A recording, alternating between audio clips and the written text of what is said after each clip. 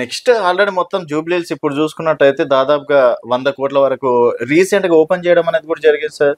అది state government అభివృద్ధి కాదంటారా? పర్ఫెక్ట్ క్వశ్చన్ అండి మీరు అడిగింది. జూబ్లీహిల్స్కి 100 కోట్లు ఎందుకు ఇచ్చావు? సనత్ నగర్కి ఇవా, పక్కన కుకటపల్లికి ఇవా, ఇటు శేర్లింగంపల్లికి ఇవా? అంటే ఈ ఎలక్షన్ కలెక్షన్ ఇది కాంగ్రెస్ కల్చర్. అయితే జనాలు నమ్ముతారంటారా? 1000%. హైలీ ఎడ్యుకేటెడ్ పీపుల్ ఉన్నారు, మైనారిటీ సోదరులు కూడా చూస్తున్నారు, వాళ్ళకి సరైన బుద్ధి చెప్పడానికి. ఓకే, వాళ్ళు కూడా మాతో రాబోతున్నారు రేపు. కాదు సార్, ఇక్కడ మైనార్టీ ఓట్ బ్యాంక్ అంటే గుర్తుకొచ్చింది. దాదాపుగా 35% 40% మైనార్టీ ఓట్ బ్యాంకే. సో భారతీయ జనతా పార్టీని ఎందుకు నమ్మాలి? ఎంతసేపు అయినా జై శ్రీరామ్ జై శ్రీరామ్ అని నినాదాలు తప్ప హిందూ అనే ఒక కల్చర్ని, హిందూ అనే ఒక ఓట్ బ్యాంక్ని వాడుకోవడం తప్ప బీజేపీ చేస్తుంది ఏంటి? వెరీ గుడ్ ఫ్రెండ్ వారు. మీరు ప్రమోట్ చేయదలుచుకుంటే తెలంగాణ వెలుగును ప్రమోట్ చేస్తారా, ఏబిఎన్ ప్రమోట్ చేస్తారా? మా ఛానల్ని మేము చేసుకుంటాం. ఎవరైనంతేనండి. అంతే. నా మతాన్ని నేను పొగడుకోవడం తప్పు కాదు. మేము ఎక్కడ ముస్లిం మతాన్ని ద్వేషించట్లేదే. త్రిపుల్ తలాక్ చేసింది మేమే. ఎంతమంది మహిళలు హాయిగా ఉండాలి. మైనార్టీ చేయింది ఎవరు? మేము. వాళ్ళ చేసిన ద్రోహం ఏంటి? మేము ఈరోజు అయోధ్య కట్టారంటే సుప్రీంకోర్టు డైరెక్షన్తో కట్టామని. మేము సొంతంగా కట్టలా. ముస్లిమ్స్ మీకు యూపీలో తీసుకోండి, రాంపూర్, రాయగఢ్, మెజారిటీ ముస్లిమ్స్ ఏరియాలో బీజేపీ ఎంపీలు వస్తున్నారు. ఇక్కడ లక్ష ఇళ్ళు కడతానికి కేసీఆర్కి కేటీఆర్కి జీతం అయిపోయింది. అక్కడ మా యోగి గారు 22 లక్షల ఇళ్ళు కట్టారు. దాంట్లో 7 లక్షలు ముస్లిమ్స్కి ఇచ్చాం. మేము భారతీయులుగా చూస్తాం.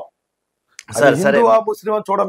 మీరు బీజేపీ కనుక వేసుకున్నారు కాబట్టి మీరు క్లారిటీగానే చెప్తున్నారు సార్. బట్ బయట జనాలకి ఎందుకు ఆ విధంగా ఒక భయం? బీజేపీ అంటే భయం.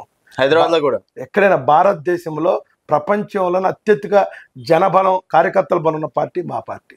మరి ఎందుకు తెలంగాణలో ఎందుకు రాలేకపోతుంది సార్? సరే కదా, day by day, overnight లో ఏ పార్టీ రాదు. Day by day we're growing. మీరు చూడండి, పార్లమెంట్ ఎలక్షన్లు గట్టిగా చేసాం, ఎమ్మెల్యే ఎలక్షన్లు గట్టిగా వచ్చినాయి. ప్రతి దాంట్లో మేము గ్రో అవుతున్నాం. డెఫినెట్గా రేపు పవర్ దగ్గర రాబోతున్నాం.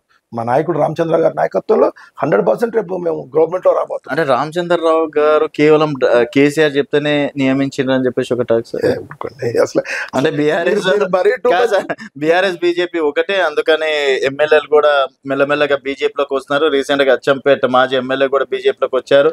సో ఈ విధంగా అంటే బీఆర్ఎస్ బీజేపీ ఒకటేనా సార్? అదేమన్నా లోపల నడుస్తున్నాయా మీకు బీఆర్ఎస్ వాళ్ళకి? ఇప్పుడు భారతీయ జనతా పార్టీ అంటే నాగలోకం, ఇది నక్కే నాగలోకి లింక్ పెడతారు ఎందుకండి మీరు?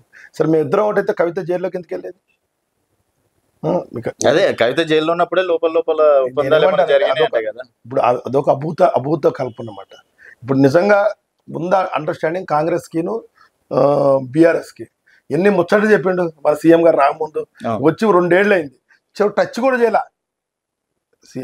కేసీఆర్ గారిని టచ్ చేయాల, హరీష్ రావు గారిని టచ్ చేయాల, కేటీఆర్ గారు చెప్పింది. అంటే ఒక అన్ని అసత్య ఆరోపణలు చేసినట్టుగా సీఎం గారు అంటే టైం తీసుకుంటారేమో. చెప్పాడు కదా విలన్లు అనేటోళ్ళు లాస్ట్ క్లైమాక్స్ లోనే అరెస్ట్ అయ్యారు. జరిగింది అవతల పక్క రాష్ట్రం ఆంధ్రాలో స్పీడ్ గా జరుగుతుంది. ఎంతమంది లోపలికి వెళ్ళారు, ఎంతమంది ఎంపీలు లోపలికి వెళ్ళారు, ఎంతమంది ఎమ్మెల్యేలు లోపలికి. ఇక్కడ అరెస్ట్ చేసిండ్రు కాబట్టి ఇక్కడ అరెస్ట్ చేయాలని రాజకీయ కక్ష సాధింపు చర్యలు చేపట్టాలని. రాజకీయ కక్ష సాధింపు అంట్ల అసత్య ఆరోపణలు చేసావు. నువ్వు డిస్క్వాలిఫై అవుతావు సీఎం గా. అసత్య ఆరోపణలు ఎలా చేసావు? నువ్వు అధికారం కోసం అసత్య ఆరోపణలు ఒప్పుకో. అరెస్ట్ చేయమని నేను చెప్పట్లా. నేను అసత్య ఆరోపణలు చేశాను, నేను వాళ్ళని అరెస్ట్ చేయలేను కాబట్టి మీ ఇద్దరు కలిసి ఉన్నారని ఒక సాకు చెబుతాను నేను. నువ్వు ఒక అబద్ధాలు చెబుతున్నావు.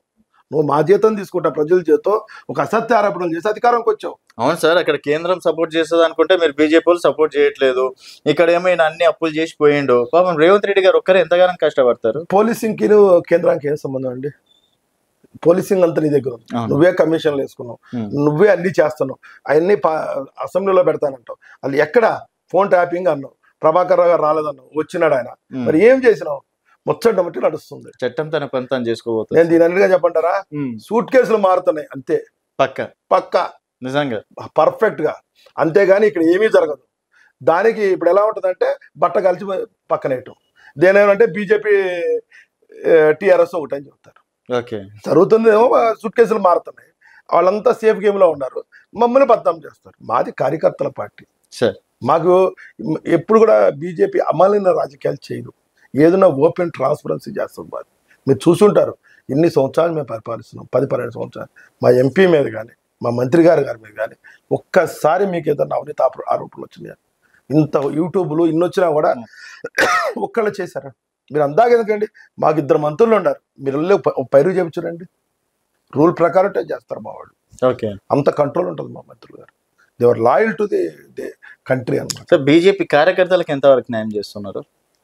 నేనేమంటా అంటే బీజేపీ కార్యకర్తలు వేరు, టీఆర్ఎస్ కార్యకర్తలు వేరు, కాంగ్రెస్ కార్యకర్తలు వేరు. మా కార్యకర్తలు దేశం కోసం పనిచేస్తారు, ధర్మం కోసం. అట్లానే వాడుకుంటున్నారు కదా కార్యకర్తలు, దేశం కోసం పనిచేస్తారు, ధర్మం కోసం పనిచేస్తారు. వాళ్ళకి కావాల్సింది సుస్థిర పాలన. ఓకే, ఇప్పుడు స్వచ్ఛమైన పాలన నరేంద్ర మోడీ గారు ఇస్తారు. అది నరేంద్ర మోడీ గారి కోసం పనిచేస్తున్నాం, భరతమాత కోసం పనిచేస్తున్నాం, భారతీయ జనతా పార్టీ కోసం పనిచేస్తున్నాం. ఆస్తుల కోసం, అధికారం కోసం మేము పనిచేయట్లేదు. నేను అదే సార్, భరతమాతకి జిందాబాద్ అని కార్యకర్తలని వాడుకుంటున్నారు తప్పించి కార్యకర్తలకు ఏమి ఇవ్వట్లేదు బీజేపీ అంటున్నా నేను. మేము వేరే పార్టీలాగా మేము వాళ్ళకి భరతమాత జిందాబాద్ నేర్పం. భరతమాత జిందాబాద్ అని నేర్చుకుని మా పార్టీకి వస్తున్నారు. మేము ఎక్కడా వాడుకోవట్లా, వాళ్ళే గెలిపిస్తున్నారు మమ్మల్ని. మేము ఎక్కడ డబ్బులు పంచట్లా.